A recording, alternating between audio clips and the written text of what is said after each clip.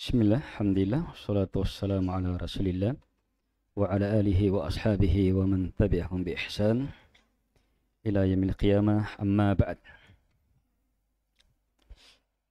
Sudah dua kaidah dan tiga pembahasan. Kenapa kita perlu tazkiyatun nafs dan harus menjauh dari tadzkiyah? Ingat. Yang kedua, kaidah ke-10 supaya tergambar. Melakukan tazkiyatun nafs itu melakukan apa? Bagaimana nafs itu? Sekarang masuk kaidah kedua, tapi di sini kaidah pertama. Ayo, mulai dari la ilaha illallah. Jiwa di atas dini.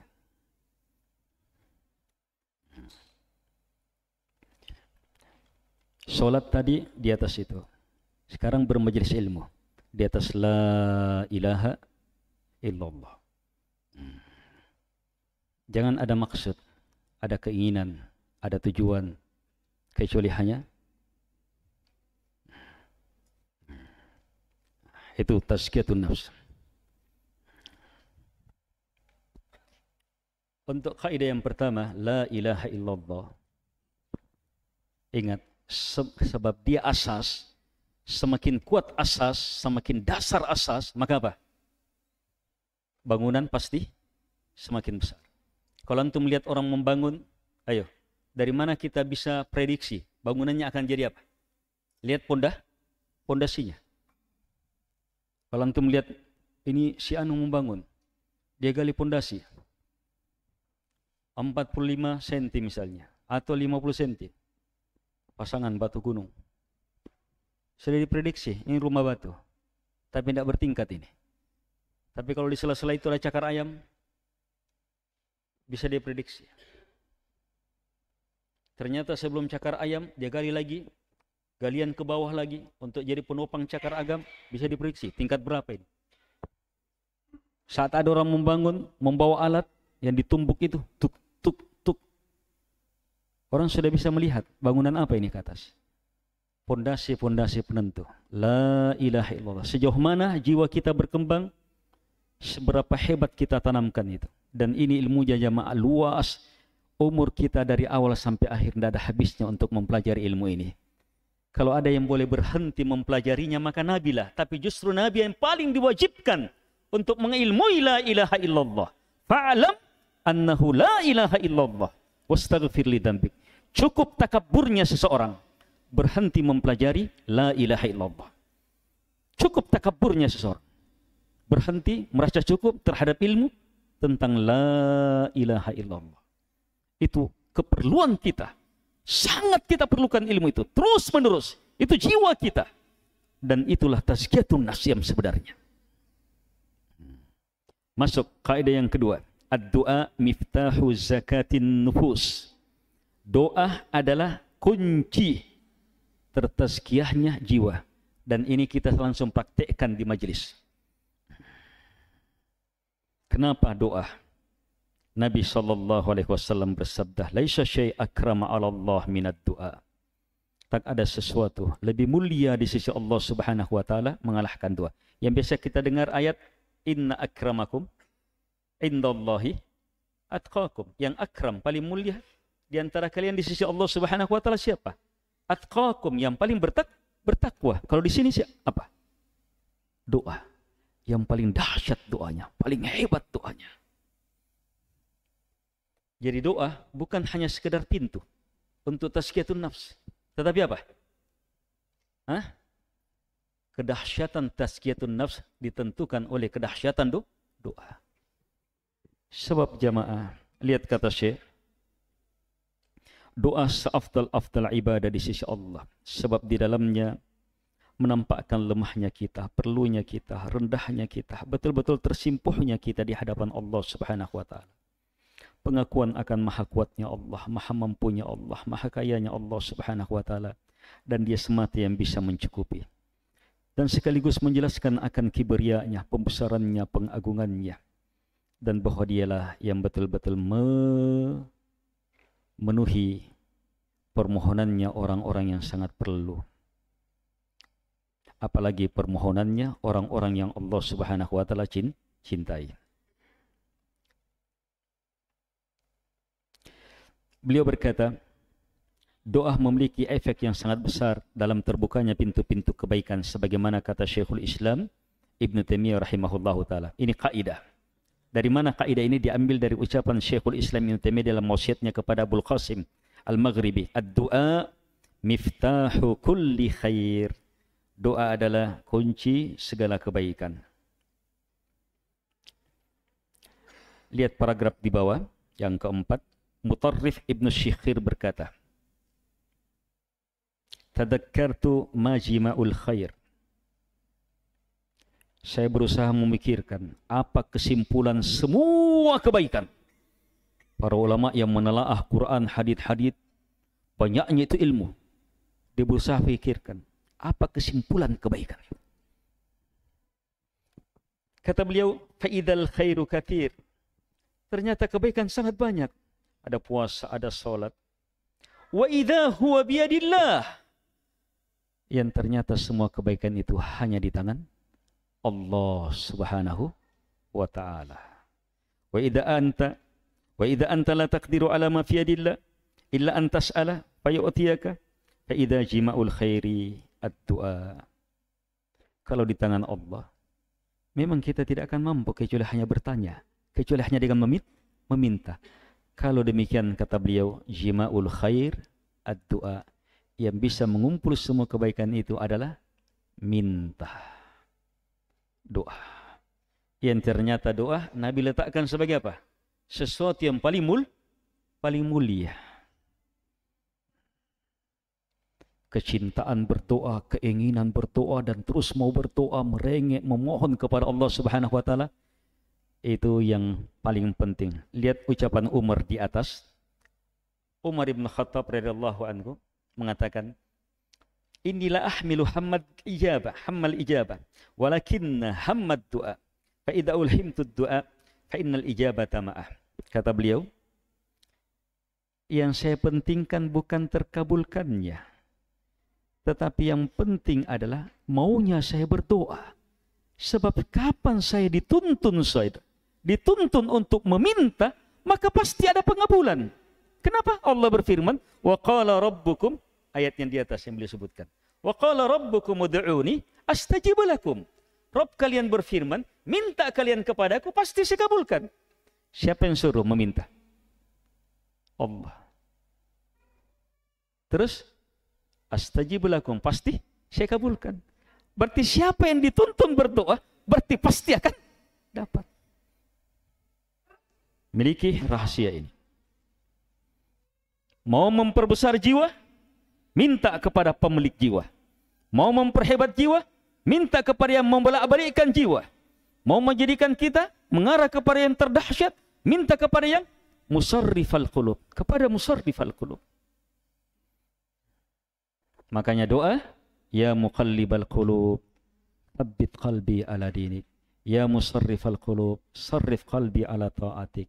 Dan doa yang Nabi ajarkan, dalam doa panjang, Allahumma ati nafsi taqwaha wa zakkiha anta khairu man zakkaha anta waliyuha wa maulaha.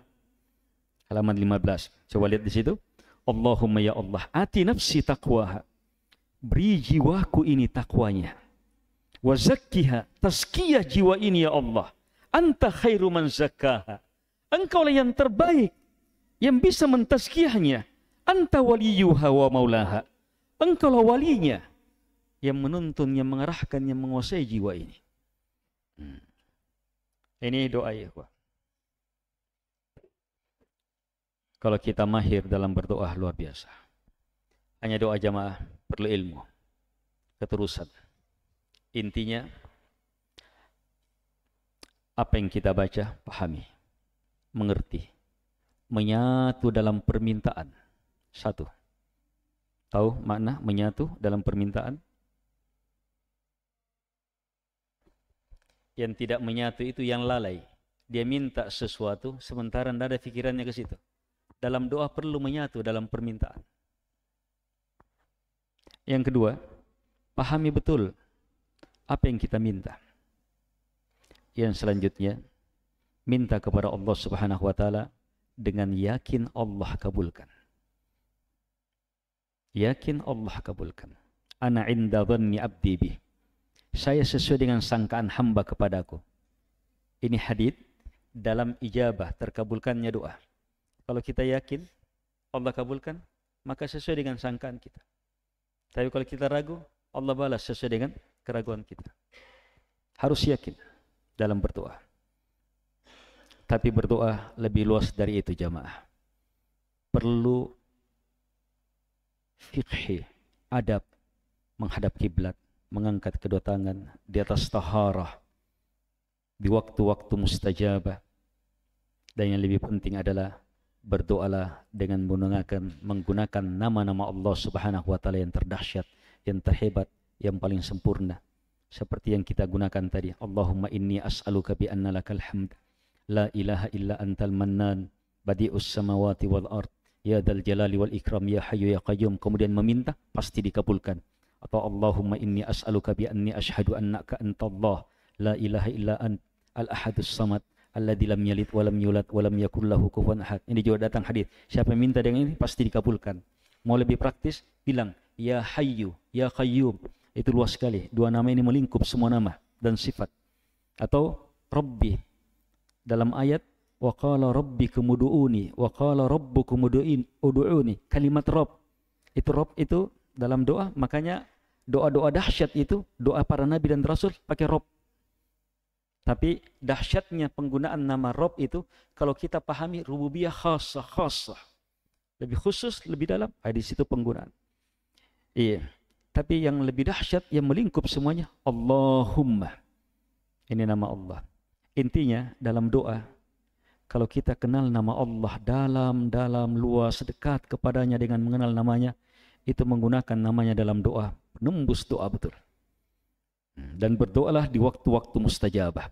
Semakin hebat kita berdoa, semakin mulia, semakin tertazkiyah nafs. Tidak bisa kita peroleh apa yang ada di sisinya, kecuali harus minta kepadanya. Praktisnya itu doa, mudahnya itu doa, baiknya itu doa. Sebagai kunci. Kaidah selanjutnya. Kaidah yang keempat. Al-Quranul Karim manba'ut tazkiyah wa ma'inuha. Al-Quran mamba. Kita ingin kembangkan tazkiyah, ambil dari sini. Kita perlu bantuan ilmu jalur Al-Quran. Al-Quran, tidak boleh tidak. Allah Subhanahu wa taala berfirman, laqad manna Allahu 'alal mu'minina id ba'atha fihim rasulan min anfusihim yatlu 'alaihim ayati wa yuzakkihim wa yu'allimuhumul kitaba wal hikmah. Ini tugas dari tugas utama Nabi sallallahu alaihi wasallam, membacakan ayat-ayat Quran kepada kita adalah wa yuzakkihim. Itu Al-Quran itu. Nabi bacakan yuzakkihim. Nabi ingin tazkiyah umat. Tidak ada tazkiyah kecuali harus melalui ilmu Quran. Bukan mimpi, bukan fikiran, bukan akal-akalan, bukan perasaan. Harus dengan ilmu. Harus dengan ilmu. Di sini yang saya ingin tekankan. Lihat Khawarij. Bagaimana Khawarij bersama Quran.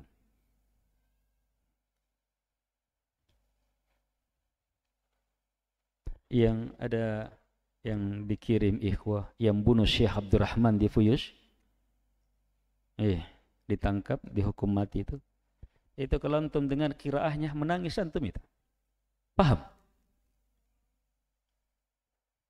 Nabi bersabda, aktsaru munafiqi hadhil ummah qurra'uha. Kebanyakan munafiknya umat ini qari'nya. Dalam bacaan membuat orang menangis. Tetapi apa sifatnya Khawarij? La yujawizu taraqiyah. Tilawah Quran ini tidak melewati ini nih. Tidak masuk ke sini. Tangis itu sentuhan ini nih. Sentuhan ini saja itu. Tidak masuk ke hati, ke jiwa. Tidak masuk. Cermati itu. Antum harus bisa melihat titik itu. Mau lihat lebih jelas?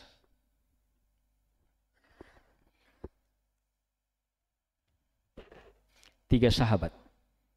Ini dalam proses mengambil ilmu. Jangan tertipu di situ, menganggap sudah hebat ilmunya. Lihat proses mengambil ilmu. Tiga sahabat. Radhiyallahu anhum. Sahabat, keyakinannya, keikhlasannya, kekuatannya, keilmuannya, ketulusannya sudah siap. Terus datang kemana? Ke tempat yang benar, langsung ke rumah Nabi sallallahu alaihi wasallam. Apalagi? Tidak mungkin salah-salah sudah sanadnya. Hanya Nabi tidak ada waktu itu, tapi langsung dapat dari istri Nabi sallallahu alaihi wasallam. Bagaimana Nabi dirubah? Bagaimana sholatnya? Bagaimana ininya? Orangnya sudah benar. Hati sudah siap. Tempat sudah benar. Dapat ilmu yang benar. Bagaimana efeknya? Luar biasa pengaruhnya. Muncul semangat luar biasa. Itu sifat ilmu. Semangat luar biasa. Setelah mendapatkan ilmu dari istri Nabi. Terbakar mereka. Mau beribadah sehebat-hebatnya. Itu ilmu. Proses selanjutnya keliru. Selanjutnya keliru. Muncul. Ini wanita saya ini. Saya tidak mau menikah selama-lamanya. Dia menganggap ini menghambat. Itu tidak ada. Tidak ada dari ilmu itu. Jelas-jelas yang ditanya orang yang sudah menikah. Dia bertanya istri Nabi. Kenapa muncul itu? Ini wanita. Saya tidak akan. Terus yang satu. Ini tidur ini. Saya tidak akan tidur. Ini karena berbuka ini. Saya akan berpuasa terus. Coba lihat. Didengar perbincangan ini oleh Aisyah radhiyallahu anha. Lapor kepada Nabi sallallahu alaihi wasallam. Nabi langsung datangi mengatakan, "Ana akhsyakum lillah." Saya yang paling takut. Ini makna khasya yang sebenarnya. Ilmu, ilmu. Keindahan ilmu yang tertanam. Bukan keindahan perasaan, keindahan sesuatu yang ditangkap perasaan. Beda sekali. Tapi selisihnya sedikit. Banyak orang tertipu di situ. Cermati itu pembedaan. Ditanya, beritahu Nabi. Setelah diberitahu oleh Nabi, iya, Nabi jelaskan ilmu yang sebenarnya. Saya menikah. Saya tidur, saya berpuasa. Saya bangun, saya tidur. Saya berpuasa, saya berbuka. Faman raghiba an sunnati falaysa minni. Dianggap rughub, menolak sunnah. Padahal sahabat sudah melewati proses apa? Ini radhiyallahu anhu, sahabat ditegur kembali. Kita di mana? Kita mulai dari kesiapan hati sudah salah. Datang menuntut ilmu apa niatnya? Hati tidak siap. Banyak-banyak hati datang menuntut ilmu, hati tidak siap. Catatan yang siap, HP yang siap, itu yang terisi, hati tidak siap. Syarat menuntut ilmu, awal inna fi dzalika ladzikra liman kana lahu qalb, harus siap hati. Bagaimana kondisi hati? Bagaimana kondisi hati? Membesarkan ilmu, memuliakannya dan seterusnya. Kita di situ saja hancur-hancuran. Itu untuk ahlus sunnah. Terus gimana lagi yang lain? Bersamaan dengan itu, kitalah yang paling menganggap diri kita paling berilmu. Perlu perombakan besar, perbaikan besar. Mulai dari proses yang paling mendasar ini. Perbaikan ilmu. Kalaupun ini sudah siap, punya kemampuan menangkap, ayo, di mana mengambil ilmunya? Di mana mengambil ilmunya? Ini sudah benar jalurnya. Di mana kita mengambil ilmu? Oh sekarang boy, alhamdulillah ada hadits Nabi, hadits yang sahih. Perjelas itu. Ayat firman Allah, hadits Nabi yang sahih. Sudah diteliti. Harus perjelas betul. Siapa yang dari mana ilmunya? Nah, setelah itu jelas. Benar tidak pahamnya? Benar tidak pahamnya? Nah, di situ kita keliru lagi banyak yang salah paham. Kalaupun benar pahamnya, mau tidak merespon. Mau tidak menerimanya. Kalau sahabat, semangat luar biasa. Dalam proses aplikasi melaksanakan. Ini di sini, hati-hati perasaan main. Kalau sahabat bisa terjatuh, maka siapa yang lebih aman lagi? Siapa yang merasa aman sudah? Ayo, perlu perbaikan terus. Tazkiyatun nafs, perbaikan dari ilmu ini. Ini proses Quran. Ketika Allah Subhanahu wa taala menyebutkan 10 wasiat, di wasiat pertama Allah Subhanahu wa taala berfirman apa? Setelah Allah sebutkan 5 wasiat, Allah tutup dengan firman-Nya, "Dzalikum wasaqum bihi la'allakum ta'qilun." Itu yang Allah wasiatkan kepada kalian supaya kalian ta'qilun. Ta'qilun akal. Iqal. Simpul itu ilmu. Setelah itu Allah sebutkan 4 wasiat. Ditutup dengan dzalikum wasaqum bihi la'allakum tadhakkarun. Itu yang Allah wasiatkan kepada kalian supaya kalian tadhakkarun, tersadarkan betul. Ilmunya lebih dahsyat dari sekedar terikat, tapi menjadi pengingat, penyadar dia. Tapi berilmu tidak sampai di situ prosesnya. Di ayat selanjutnya Allah sebutkan satu wasiat terakhir, wa anna hadza sirati mustaqiman fattabi'uh wa la tattabi'us subul fatafarraqa bikum an sabili dzalikum wasaqum bihi la'allakum tattaqun. Ilmunya jadi takwa, penyelamat. Pelaksanaan perintah di atas ilmu, meninggalkan larangan di atas ilmu, itulah takwa. Ilmu jadi penyelamat sudah. Itu yang harus kita lakukan dalam menjadikan Al-Quran sebagai sumber tazkiyatun nafs ini. Kalau tidak jamaah, kebesaran kemuliaan Al-Quran ini bisa. Nafs jamaah, nafs yang hebat, nafs yang sebat, kalau punya 2, ruh. Ruh sama dimiliki oleh seluruh makhluk, dan ruh yang hanya dimiliki oleh orang-orang tercinta, yaitu wahyu. Wa kadzalika auhayna ilaika ruham min amrina. Demikian kami telah wahyukan kepada engkau ya Muhammad apa? Ruh. Kalau kita punya jiwa, ruh ini, maka apa? Walaupun meninggal tetap hidup jiwa ini. Inilah ruh. Miliki ini. Itu Quran. Caranya ilmui, yakini, amalkan. Terus ilmui, yakini, amalkan. Jadi sebab tersampaikannya. Khairukum man ta'allamal Quran wa 'allama.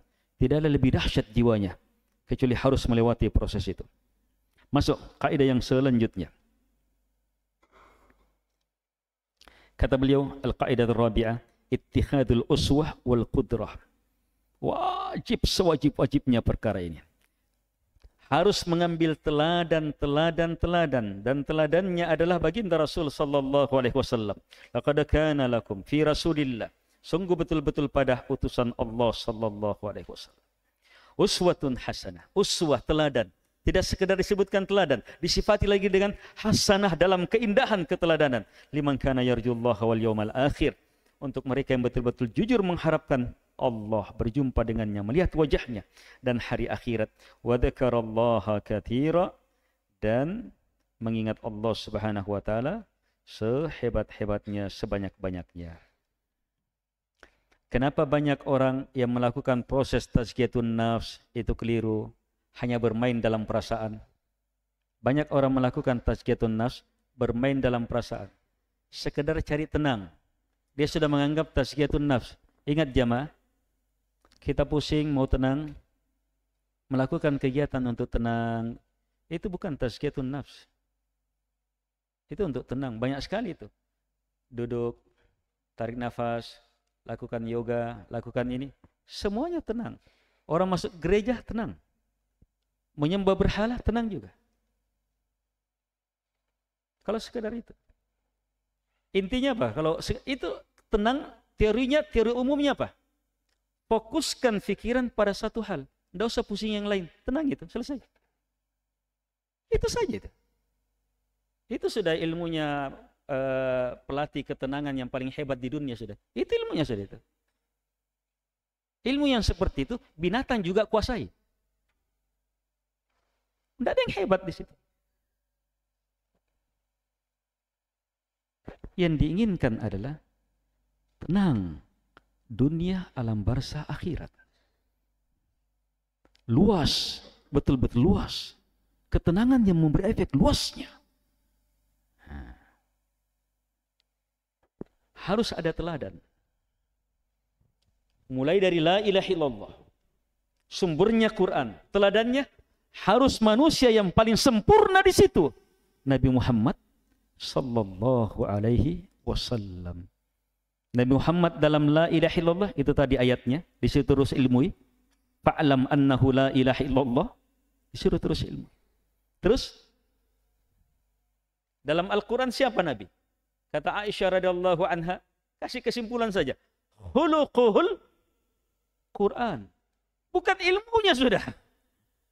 Bukan hafalannya. Khuluq. Khuluq apa? Apa yang terbias sudah. Apa yang nampak sudah. Ucapannya, tutur katanya, perjalanannya, hukumnya. Seluruhnya Al-Quran. Disitulah tazkiyatun nafs. Harus beliau jadi teladan. Sallallahu alaihi wa ala alihi wasallam.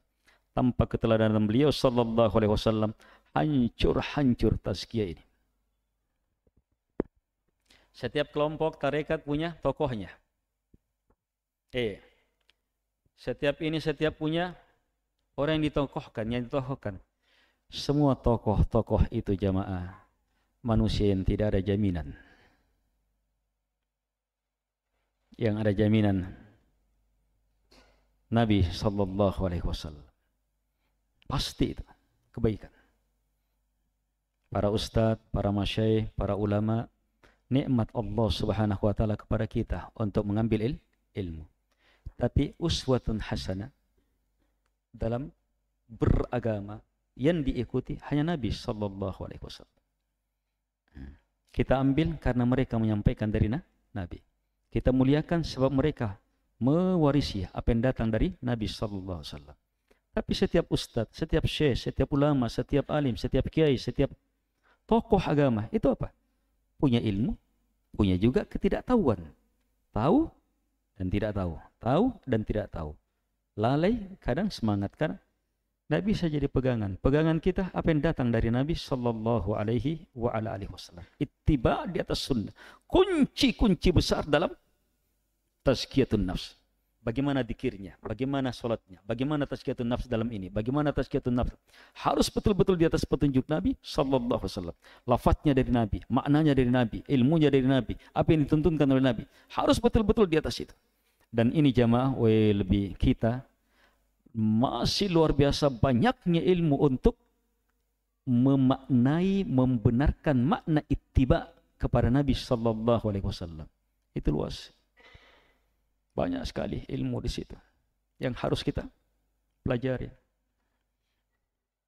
Jangankan antum, kita di kalangan ustadz saja, kalangan ustadz itu sangat minim untuk terus menambah ilmu di situ. Untuk terus menambah ilmu di situ. Kan itu fokus di sini, perbaikan diri kita. Terus menambah ilmu. Baik, berapa kaidahnya sudah? Dulang dulu. Kita mulai dari awal. Harus mulai dari la ilaha illallah. Terus apa kunci? Doa adalah kunci. Terus sumbernya wahyu Al-Quran. Terus harus punya keteladanan. Nah, kalau kita tambahkan yang kelima, yang terakhir, sudah lengkap. Berarti sudah lima kaidah. Baik, kaidah yang kelima. Nah, ini wujud tazkiyah. Tazkiyah dari awal sampai akhir inilah yang dilakukan ini. Al-qaidatul khamisah.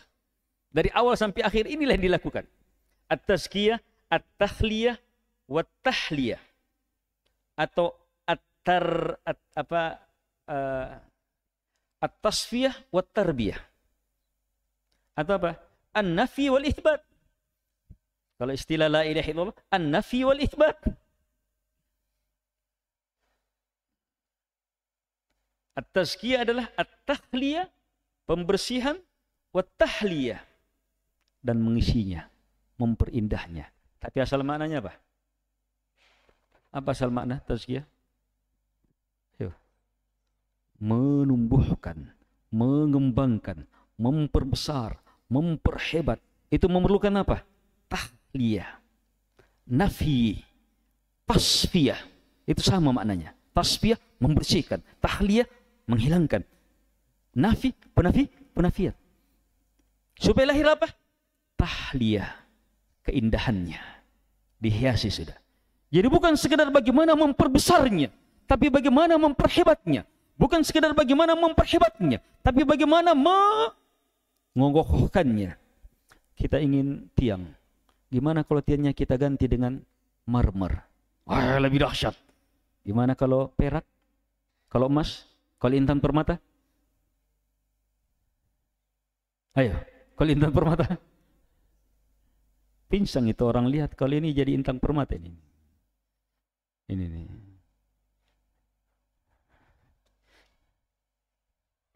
Itu akan menjadikan apa? Menjadikan bangunan kita nilainya. Dan itu tazkiyah.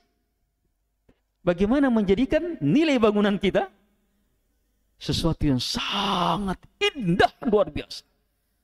Sangat bernilai luar biasa. Itu yang harus terus dilakukan. Jadi proses tazkiyatun nafs itu berjenjang-jenjang. Iya. Iya. Berjenjang. Ini sama dengan pembahasan yang sering kita dengar. Al-iman. Iman apa? Berjenjang-jenjang. Atau sama dengan pembahasan asal. Pembahasan iman. Dalam Salatul Usul. Ma'rifatul dinil Islam. Ayo.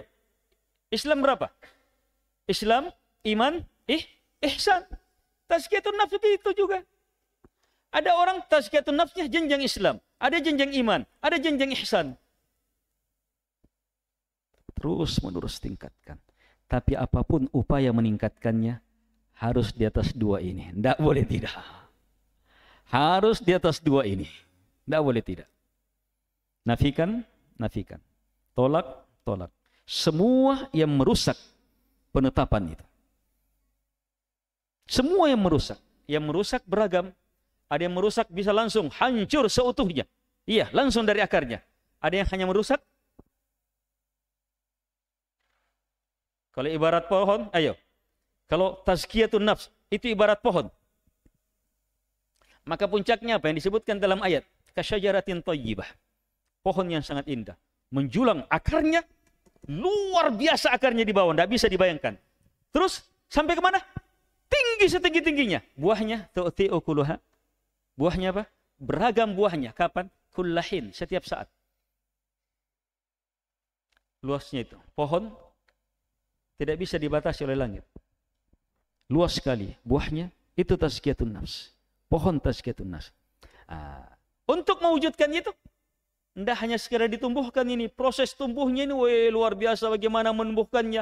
Perlu ilmu betul. Perlu petunjuk betul. Perlu akar yang benar. Berproses betul. Seperti orang mau mendaki puncak yang paling hebat. Ayo gimana orang mendaki puncak yang paling hebat?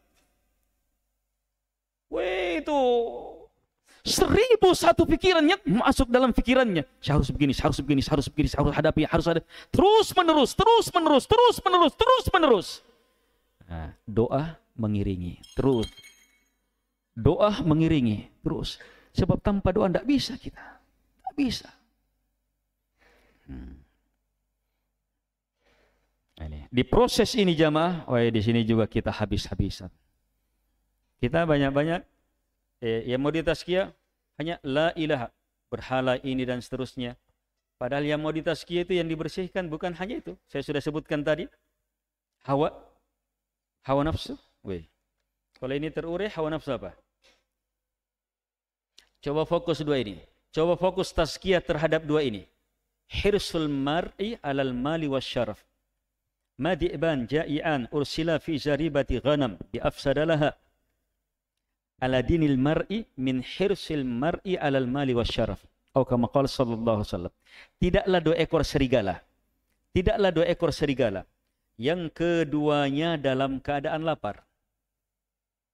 Serigala dalam keadaan lapar. Sudah serigala ini. Tanda kerakusan. Lapar lagi. Dilepas masuk lagi ke dalam kandang ternak.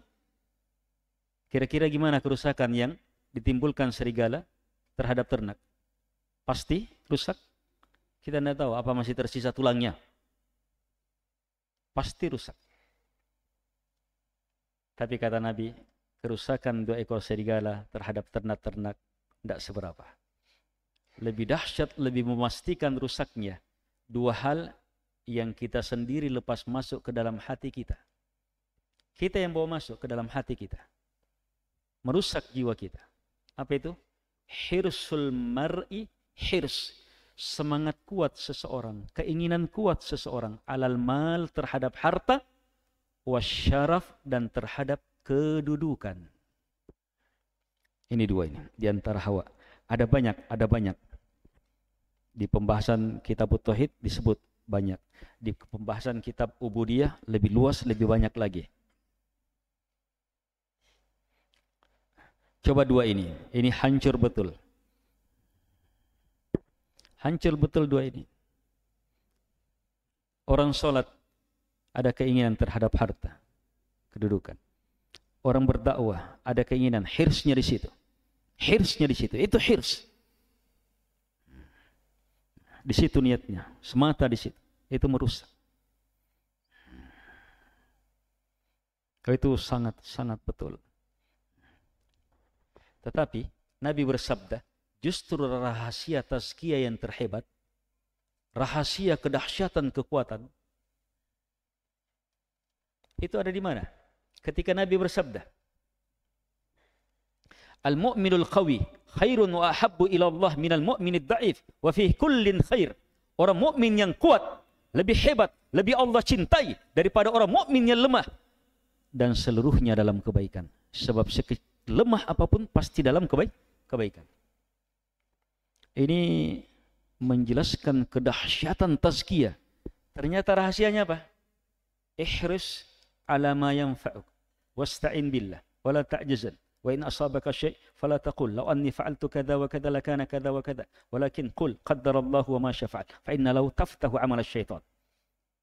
Nabi sebutkan dua ilmu. Ihris, harus punya hirs. Harus punya hirs. Ilmu apa hirs? Keinginan kuat terhadap ma yanfa'uk, apa yang bermanfaat. Terus dua hadis tadi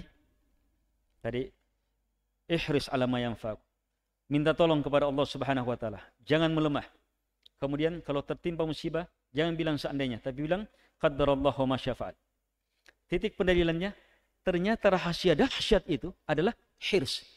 Tapi hadis dua tadi, madi'ban, tidaklah dia ekor serigala. Apa penghancur agama yang paling hebat? Hirs juga. Jadi gimana? Disitulah ilmu dan keteladanan harus ada. Ilmu, keteladanan.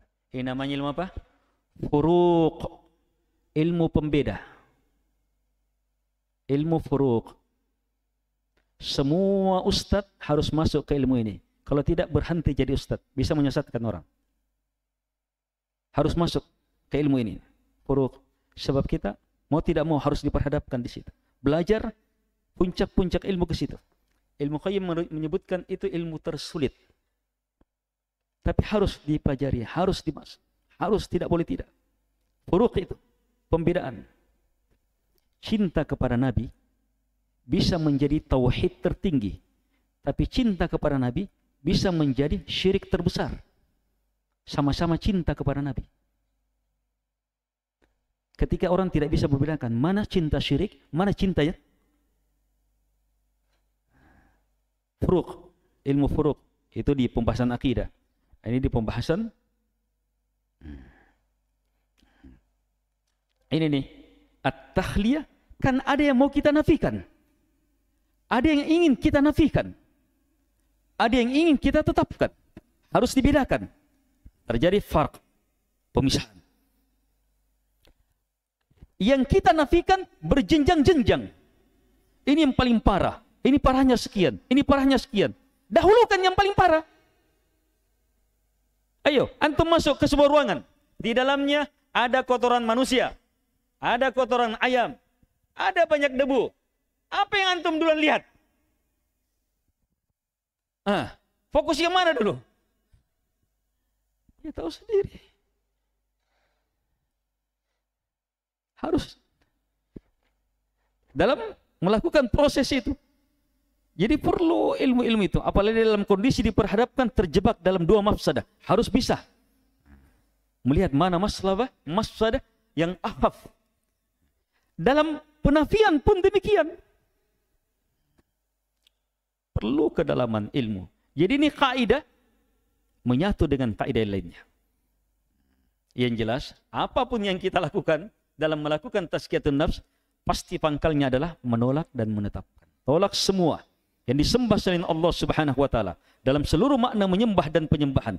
Tetapkan hanya kepada Allah Subhanahu wa taala dalam seluruh makna menyembah dan penyembahan. Hanya kepada Allah Subhanahu wa taala, tidak kepada yang lainnya. Kaidah yang keenam. Ini kaidah kekuatan dalam tazkiyatun nafs. Tapi ini yang paling berat. Habis-habisan kita ini. La ilaha. Ighlaq manafid alladhi takharraja bil insan anit tazkiyah wa tub'iduhu anil fadilah wa tuqi'uhu fir radilah. Menutup pintu yang menjerumuskan manusia, mengeluarkan manusia dari tazkiyah, menjauhkan dari keutamaan. Intinya, la taqrabuz zina, itu kaidahnya. La taqrabuha, jangan dekati. Mau selamat, mau betul-betul hebat dalam tazkiyah, kalau ini kita sempurnakan kaidah ini, maka kaidahnya sebenarnya ada 3. Kalau kita sempurnakan ini, kaidahnya kita jadikan 2 kaidahnya. Kan ada tazkiyah harus menghindar. Ada dalam bentuk harus kita wujudkan. Yang harus kita wujudkan dia, fala ta'taduha, jangan lewat batas. Kalau yang harus kita hindari, maka kaidahnya adalah fala taqrabuha. Itu kaidah Quran. Kita biasa dengar ayat fala taqrabuha, jangan dekati. Ada juga ayat fala ta'taduha, la ta'taduha, jangan lampaui. Jangan lampaui terhadap perintah. Lakukan perintah, tapi jangan sampai lewat batas. Keluar itu. Larangan la taqrabuha, jangan dekati, mau selamat. Yang terlarang larangannya, tapi penyelamatnya adalah jangan dekati. Zina yang terlarang, tapi memandang sudah haram. Memandang sudah haram, berdosa sudah itu dengan memandang. Walaupun puncak yang terlarang zina, itu kaidah agama. Syirik besar haram, syirik kecil juga besar. Sarana syirik kecil juga haram sudah. Itu dalam keharaman. Dalam perintah, kita ingin mewujudkan tazkiyah dalam bentuk ini, Tidak akan terwujud tazkiyah kalau tidak kita perhatikan ini.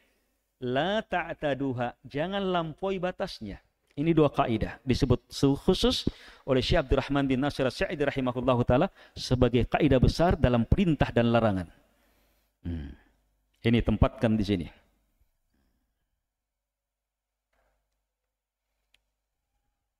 Dan untuk mengarah ke sini, ikhwah, ini perlu kekuatan ilmu, kejujuran untuk tidak mendekati hal-hal ini dan tidak melewati batas. Sebab ini ilmu hudud, ilmu batasan. Dari mana kita tahu bahwa kita tidak mendekati? Berapa banyak orang menganggap saya tidak mau syirik, sementara sudah berada dalam syirik. Saya tidak mau bid'ah, sementara sudah pelaku bid'ah. Saya tidak akan bermaksiat, sementara pengajak kepada maksiat sudah. Di mana masalahnya? Dia tidak tahu batas. Di mana batasan? Makanya Nabi SAW ketika menyebutkan jalan yang lurus, Nabi sebutkan apa? Jalan di kiri kanannya. Itu batasan, ada batasan. Dalam perumpamaan Islam, Nabi menyebutkan apa? Menggaris-garis lurus. Kemudian di kiri kanannya apa? Banyak pagar-pagar. Banyak pagar-pagar. Itu batasan. Ada batasan yang tidak boleh dilewati. Ada batasan, jangan dekati. Kalau kita tidak, keluar.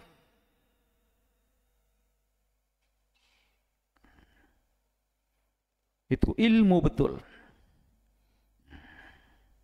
Tapi kembali ke pokoknya. Tauhid, syirik. Mana tauhid? Mana syirik? Mana sunnah? Mana bid'ah? Nanti masuk. Mana dosa-dosa besar? Mana dosa-dosa kecil? mana dosa besar, mana ketaatan, mana maksiat besar, mana maksiat kecil, mana.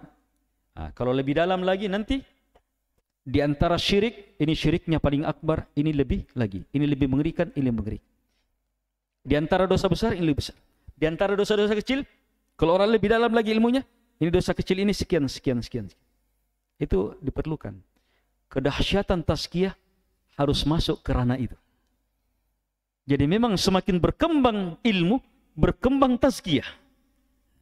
Berkembang ilmu, berkembang tazkiyah. Itulah hidup. Itulah hidup.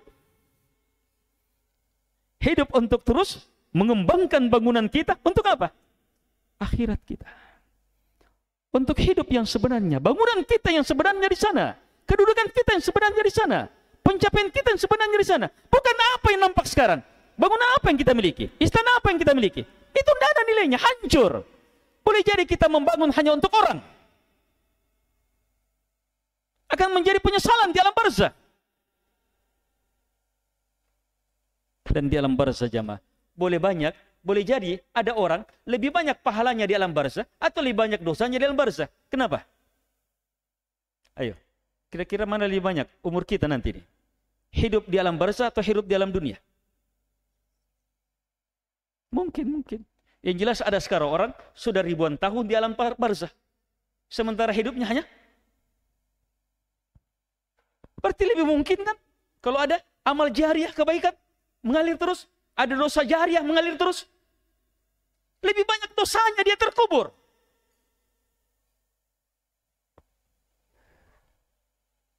Hidup di dunia jadi penentu yang singkat ini. Itu ilmu tahliyah, tasbiyah, sampai memikirkan apa setelah alam barzakh. Sebab kita mau terus mengalir dan tidak mau mendapatkan aliran-aliran yang sangat busuk. Kaidah yang selanjutnya. Ini kita masuk. Tadakkarul maut wa liqa'ullah. Ini kaidah. Ya ayyuhalladzina amanu taqullaha wal tanzur nafsum ma qaddamat lighad. Wahai orang-orang yang beriman. Kenapa orang beriman yang dipanggil? Sebab hanya yang beriman yang bisa. Ini kenikmatan, kekuatan keimanan. Ittaqullah, bertakwa kalian kepada Allah. Wal tanzur, perhatikan betul, cermati betul. Setiap nafsun harus memperhatikan. Ma qaddamat lighad. Di sini tidak disebutkan wal tanzur rajulun, bukan jasad yang dia disuruh ini. Langsung nafsun yang disuruh. Jiwa, hati. Ini langsung yang disuruh ini. Untuk memandang, memperhatikan, menelaah betul. Ma qaddamat lighad. Apa yang dipersiapkan untuk hari esok. Nabi SAW bersabda, Akthiru dzikra hadimil ladzat. Perbanyak kalian mengingat hadim. Ada juga lafaz hadim. Ladzat, penghancur, pelenyap kelezatan, kematian. Bukan sekedar diingat sesekali. Apalagi nanti kalau kita hanya mengingat saat menjenguk orang atau melayat orang yang sakit. Itu pun kita di situ banyak-banyak terlalaikan. Melayat orang yang meninggal, malah bercanda. Lebih banyak bercandanya. Kalau kematian jamaah tidak bisa mengingatkan kita, maka apalagi yang bisa mengingatkan kita? Kalau kematian tidak bisa menyadarkan kita, apalagi yang akan menyadarkan kita? Apalagi yang akan menyadarkan kita? Sementara kematian itu sesuatu yang setiap detik nampak. Setiap detik nampak. Kematian ini. Seluruh nampak terus ini. Terjadi terus kematian di sekeliling kita. Berita kematian, kematian terus ini. Ini ilmu untuk tazkiyatun nafs. Kemana arah ilmu ini? Ke kedua arah tadi. Tahliyah, tahliyah. Kedua arah itu. Untuk kuat beribadah, untuk meninggalkan maksiat. Untuk kuat bertauhid, semakin bertauhid, untuk semakin jauh dari syirik. Untuk kuat di atas sunnah, semakin jauh dari bid'ah. Untuk semakin taat, semakin jauh dari maksiat. Arahkan ilmu. Untuk semakin memperhebat apa? Harapan kepada Allah Subhanahu wa taala, dan semakin memperhebat takut kepadanya. Semuanya didasari karena cinta kepada Allah Subhanahu wa taala. Ini mengingat kematian. Mengingat kematian jamaah, menggugurkan angan-angan. Kematian itu penghancur seluruh ketakaburannya orang takabur. Orang takabur paling takabur, begitu datang kematian, lihat Firaun. Begitu datang kematian apa? Hancur semua. Tidak ada. Bahkan sempat bertobat, tapi tidak ada lagi manfaatnya. Orang yang panjang angan-angannya, pagi, siang, malam, kejar ini, datang kematian, sirna. Itu kematian. Mengingatkan kita untuk memanfaatkan waktu yang singkat ini. Mengingat kematian akan membuat kita berpikir apa? Berpikir apa? Nah, disinilah asal makna berpikir berkah, hidup penuh berkah. Bukan sekadar bahagia, bahagia nikmat. Kalau berkah, nikmat terus menerus bertambah. Itu berkah. Sama-sama hidup 1 tahun, tapi nilai 1 tahunnya dia bernilai jutaan tahun. Itu dia, cari hidup seperti itu. Pendorong hebatnya mengingat kematian, sehingga memaksimalkan betul waktu. Itu ilmu-ilmu berkah di situ.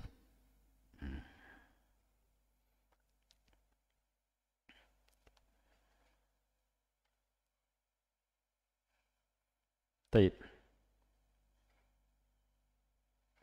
Kaidah yang ke-8 ini sangat penting.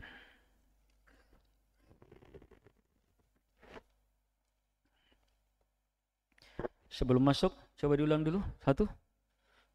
Ulang dulu. Saya juga lupa sudah. Ayo. Apa asal tazkiyah? La ilaha illallah. Terus kunci tazkiyah, pintunya doa. 3, sumber seluruhnya berkembang ilmunya harus Quran, wahyu. 4, teladan, panutan. Kapan di sini salah bahaya. Panutan Nabi sallallahu alaihi wasallam. Di sini luas sekali ilmunya. Bagaimana menjadikan Nabi panutan, luas sekali.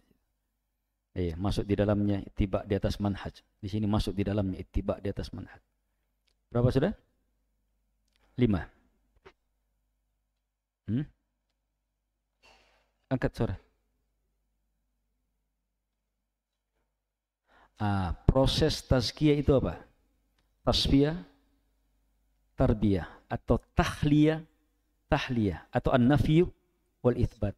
Sebab pangkalnya apa? La ilaha illallah. La ilaha penafian illallah.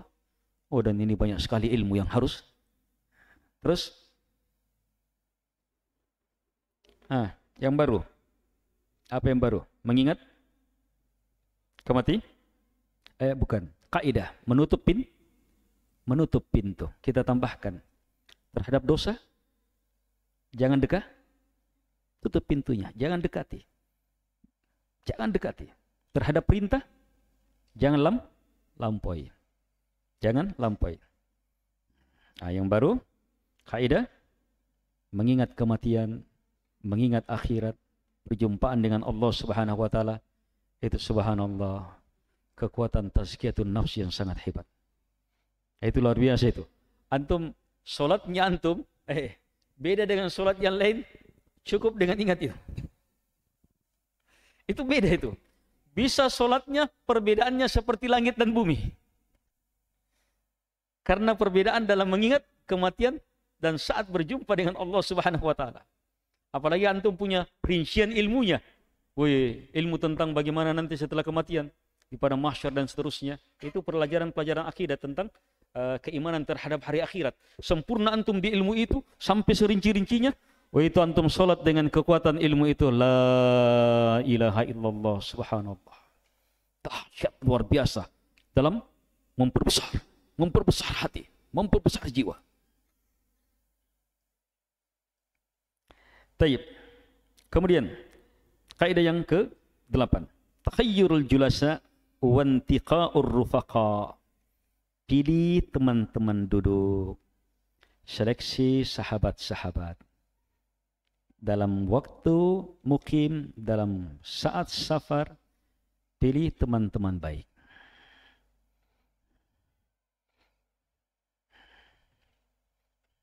Allah Subhanahu wa taala berfirman, memerintah rasulnya, wasbir nafsak ma'al ladina yad'una rabbahum bil ghadati wal 'ashyi yuriduna wajhah wa la ta'du 'aynaka anhum turidu zinatal hayatid dunya wa la tuti' man aghfalna qalbahu an dzikrina wattaba'a hawa wa kana amruhu furuta.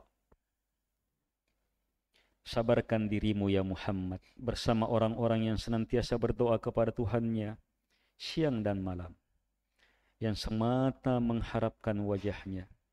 Jangan kamu palingkan kedua matamu terhadap mereka, karena kamu menginginkan dunia, kehidupan dunia. Jangan kamu taati orang-orang yang melalaikan, orang-orang yang kami lalaikan hatinya dari mengingat kami dan mengikuti hawa nafsunya, serta urusan mereka tercerai beraikan. Ayat dan banyak ayat semakna ini untuk ini. Kenapa? Asal ilmunya al-arwah junudum mujannadah. Ruh, jiwa, itu junud mujannadah. Junud, kelompok-kelompok mujannadah yang sejenis. Sejenis. Kalau ta'arafa, saling kontak, i'talafa, langsung nyata. Kalau tanakara, saling menolak, langsung ikhtalaf. Hati-hati ini. Itu kuat sekali dalam memberi pengaruh seseorang. Makanya man tasyabbaha biqaumin fahuwa minhum. Siapa yang menyerupai sebuah kaum maka dia akan sama dengan mereka. Sampai dalam perkara adat. Ayo coba lihat, antum naik pesawat. Naik pesawat. Pesawat luar negeri, dari Jerman, dari Jepang, dari ini. Antum dari Depok. Asli Jawa, naik di atas pesawat, penampilan orang Indonesia sangat jauh berbeda dengan yang lainnya. Antum merasakan apa? Ada tanakara, pasti menjauh, sulit komunikasi dan seterusnya. Di tengah perjalanan tiba-tiba antum mendengar orang berbahasa Jawa. Ternyata ada Mas Budi. Hanya memang penampilannya Mas Budi saat itu seperti James Bond. Ya kan mau keluar negeri, jadi penampilan seperti itu juga. Tapi begitu ada kontak bahasa. Ini bahasa Jawa ini. Langsung ada ta'alafah, langsung kontak. Itu ruh. Efek karena apa? Budaya. Kalau karena agama, itu luar biasa itu kuatnya, luar biasa terpecahnya. Itu kuat sekali itu. Dan itu pasti harus, bahkan jadi hukum sampai akhirat. Hukum agama sampai akhirat. Hukum agama, man tasyabbaha biqaumin fahuwa minhum. Tidak boleh serupa dengan orang kafir. Harus serupa dengan orang beriman. Sampai akhirat. Almar'u ma'aman ahabba yawmal qiyamah. Seseorang akan bersama dengan siapa yang dia cintai pada hari kiamat. Itu jadi hukum itu. Weh, hati-hati jiwa. Berteman dengan orang-orang kafir. Mungkin muamalah boleh. Bertetangga bagus. Muamalah bagus. Tapi tetap hati-hati jiwa. Berhubungan dengan agama. Sampai kita cintai agamanya, cintai ininya. Weh, bahaya. Mencintai penghambaannya kepada selain Allah Subhanahu wa ta'ala. Hancur itu agama. Itu ikatan tazkiyah terhebat. Nabi sampai mengatakan,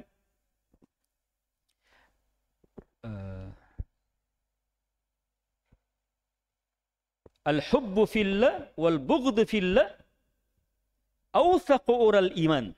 Awthaqu ural iman. Ikatan keimanan terkuat, ini tazkiyah, terhebat. Al-hubbu fillah, cinta karena Allah. Wal bughdu fillah, benci karena Allah subhanahu wa ta'ala. Itu kedahsyatan bertauhid. Bukan lagi benci karena perasaan, karena pribadi. Hilang semua itu. Semata karena Allah yang paling dia cintai membenci, dia juga benci. Yang paling dicintai mencintai, dia juga cintai. Nah, di situ. Itu jaga itu. Nah, salah satu wujudnya itu jangan berteman, jaga. Beda dalam hal-hal muamalah, tapi itu pun tetap dari muamalah. Kapan kita salah dalam bermuamalah? Bisa kalah. Nah, tetapi kapan indah dalam bermuamalah?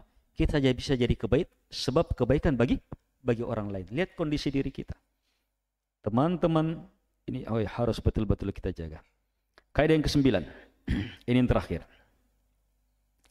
Waktu juga tinggal 1 menit.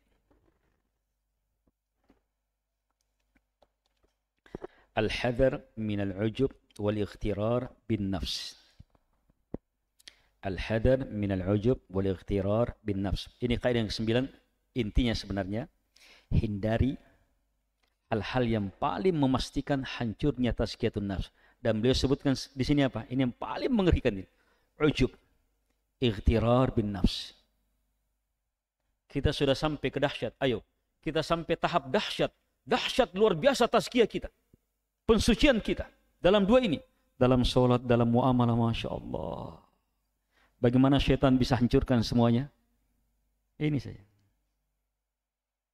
Sebab hebatnya jiwa, sesuatu yang memang sangat dikagumi. Dahsyatnya jiwa, itu sesuatu yang memang sangat mengagumkan. Sehingga potensi besar untuk ujub itu ada.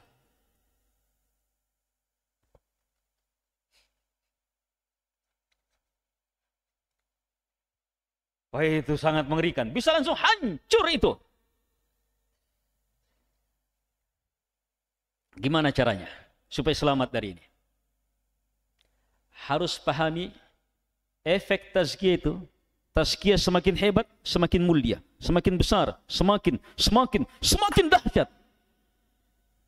Tapi terbuka juga pandangan orang semakin besar.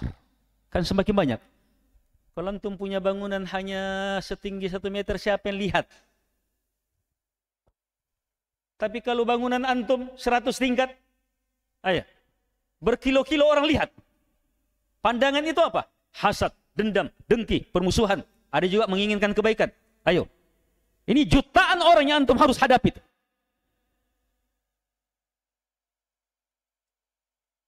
Itu tazkiyatun nafs. Prosesnya.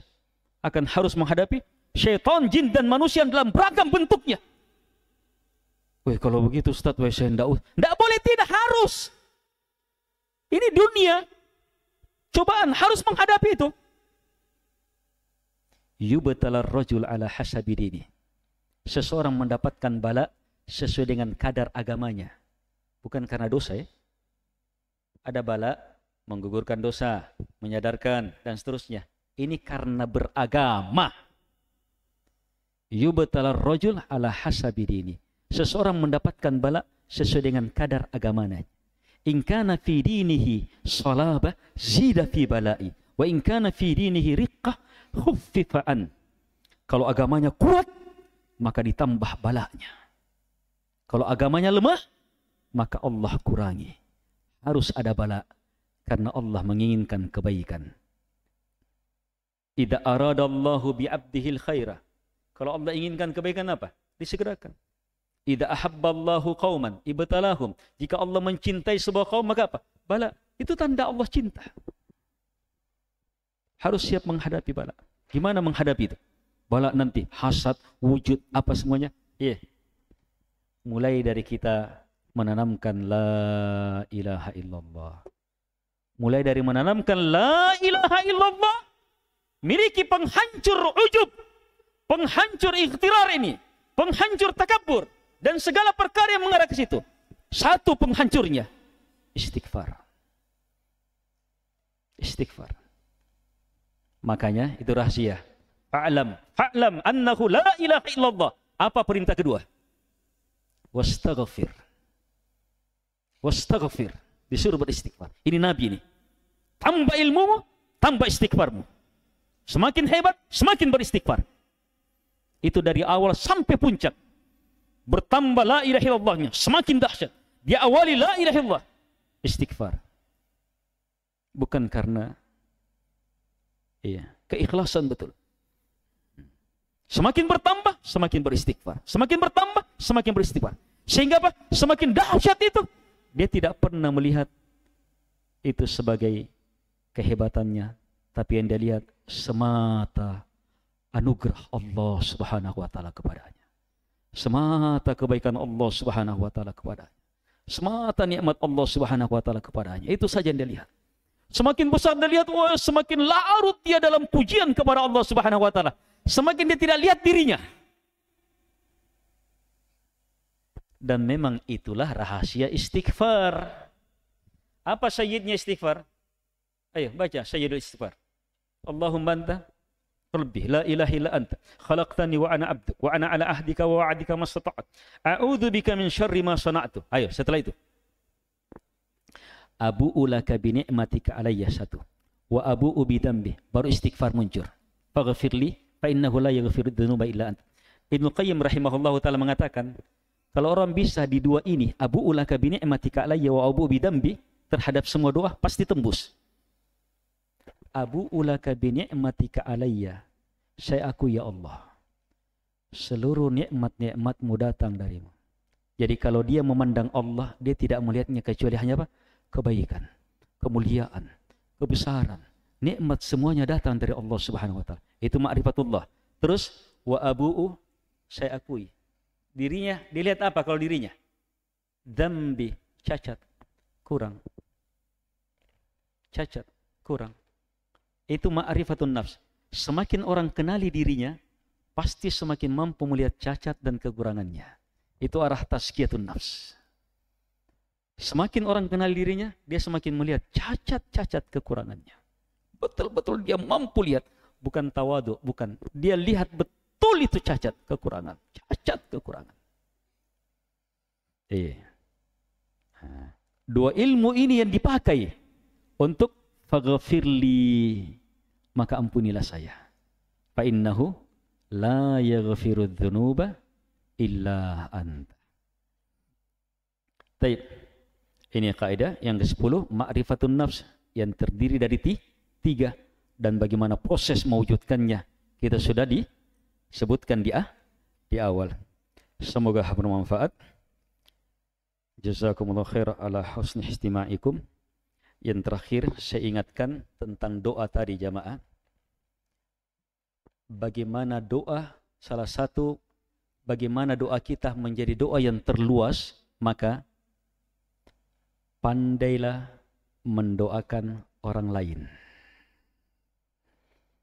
Sebab sudah dijamin doa muslim terhadap muslim yang lainnya dalam keadaan dia tahu itu apa? Pasti terkabulkan. Jadi kalau kita berdoa, kita ikutkan Allahumma ghafirli wali Ali. Ada sahabat kita Ali. Ikutkan Allahumma ghafirli wa Ali. Para ulama, antum pernah baca biografi ulama, itu dalam berdoa dia sebut semua sahabatnya orang per orang. Dia sebut orang per orang. Dia sebut orang per orang. Persahabatan, ukhuwah. Sebab ketika disebut orang per orang lebih tepat, lebih. Tapi bisa praktis tetapi dahsyat luar biasa. Allahumma ghafirli, kalau antum bilang Allahumma ghafirli walil muslimina wal muslimat, ayo berapa ini? Muslimina muslimat berapa? Antum ikutkan? Hah? Berapa? Jangan dulu. Antum akan jawab, tidak dibatasi. Itu tetap terbatas. Sesuai dengan niat. sesuai dengan niat. Lafadznya tidak terbatas, tapi niat menentukan. Antum baca itu Allahumma ghafir lil muslimina wal muslimat, tapi pikirannya jamaah masjid amwa saja. Kan sama yang langsung itu, maka itu saja. Tapi kalau antum ikutkan semua Depok, semua Jakarta, semua Indonesia, semua dunia, hidup dan mati, pasti terkabulkan. Nah, terus kita dapat apa? Luas sekali itu hati. Cukup antum jujur berdoa seperti itu, hati itu langsung luas. Langsung luas itu. Belum hasilnya. Belum antum ulang-ulangi terus. Antum ulangi di waktu-waktu mustajabah lagi. Wah, lebih hebat lagi. Dengan kalimat-kalimat doa-doa istijabah lagi. Lebih dahsyat lagi. Itu luas sekali. Mau lebih luas lagi? Doakan orang-orang yang memusuhi kita. Yang menzalimi kita. Itu lebih dahsyat lagi luasnya. Dia tidak tahu, tapi kita doakan. Harapkan betul kebaikan. Ampunan. Harapkan betul. Doakan. Luas sekali luasnya. Luas sekali luasnya itu.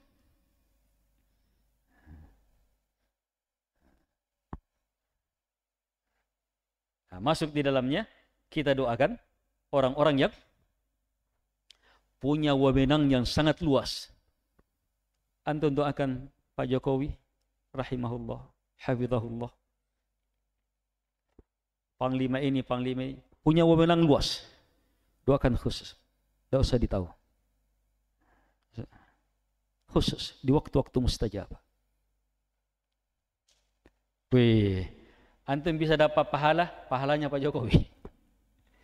Antum menjadi sebab dengan doa ini. Sebab pasti diterima. Tergantung doanya antum apa? Ampunan, rahmat. Ada 5 doa, 4 doa. Kalau antum miliki permintaan ini, dunia beserta segala isinya sudah dimiliki. Allahumma ghafirli, warhamni, wa'afini, wahdini, warzuqni. 5. Tidak ada yang keluar dari ini sudah. Mau tambah? Warfa'ni, wajburni. Dan itu ada semuanya doa antara 2 rakaat. Duduk di antara sujud. Tapi antum mau kumpul ini hanya dalam 2, Allahumma ghafirli warhamni, terkumpul semuanya. Semuanya kembali kepada saat kita berdoa, bagaimana kita menjiwainya. Karena dia bilang begini, Allahumma ghafirli, ya Allah ampuni saya. Yang dalam fikirannya, dosa yang baru dia lakukan. Iya. Dosa yang baru dilakukan. Maka itu saja. Harusnya apa itu? Allahumma ghafirli, semua dosa yang kita tahu, yang kita tidak tahu, bahkan yang akan datang, seluas-luasnya. Nah, di situ kekeliruan kita dalam berdoa itu, banyak kekeliruan kita. Perhebat itu, luas sekali itu hati. Dalam doa, mendoakan yang lain. Cekcok suami istri, doakan. Cekcok suami istri, diamkan saja, tidak usah ulis pembahasannya. Sebab pembahasannya itu juga dulu, sejak dulu sampai akhir zaman itu. Kekurangan mukafah. Kurang ini. Itu terus, harusnya begini. Tidak habis itu pembahasannya. Iya, diam. Jujur saling mendoakan. Selesai itu. Selesai. Tuntas masalah. Doa itu luar biasa. Ini yang saya ingin katakan. Semoga bermanfaat, lebih dan kurangnya memaafkan. Mohon dimaafkan. Jazakumullah khairan. Barakallahu fikum. Allahumma inna nas'aluka bi anna lakal hamd. La ilaha illa antal mannan. Badi'us samawati wal ard. Ya dal jalali wal ikram. Ya hayyu ya qayyum. An tarzuqana ilman nafi'a. Wa amalan mutaqabbala. Wa qalban khashi'a. Wa da'watan mustajabah. Wa rizqan tayyibah. Allahumma inna nas'aluka fi'lal khairat. وترك المنكرات وحب المساكين وأن تغفر لنا وترحمنا وإذا أردت بعبادك فتنة فاقبضنا غير مفتونين اللهم إنا نسألك حبك وحب من يحبك وحب عمل يقربنا إلى حبك إنك أنت السميع العليم والجواد الكريم وصلى الله على محمد وعلى آله وصحبه وسلم تسليما كثيرا Wa akhiru da'wana alhamdulillahi rabbil alamin. Wassalamualaikum warahmatullahi wabarakatuh.